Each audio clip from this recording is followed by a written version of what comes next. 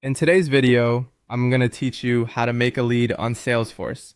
To get started, open Salesforce and sign into your account using your login credentials. Once you're logged in, you'll be taken to the Salesforce homepage.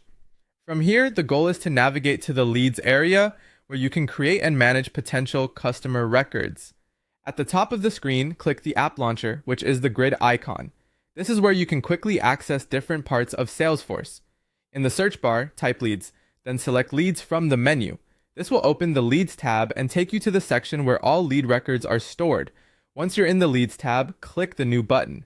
This opens a new lead form. Think of this form as the place where you enter the key details for a new prospect or potential customer. The exact layout may vary slightly depending on your company's Salesforce setup, but the process is generally the same. Now begin filling in the lead information. Start with the basic required fields, which often include first name, last name, company, job title, email address, phone number, and lead source. Be sure to enter accurate information here since this record may be used by sales, marketing, or customer success teams later.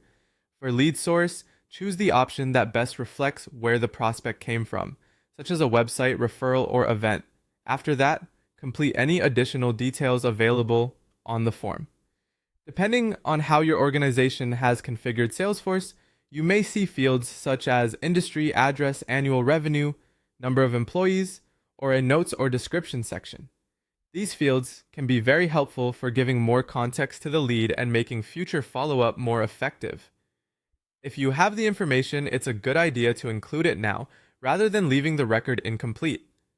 Once all the necessary details have been entered, click Save.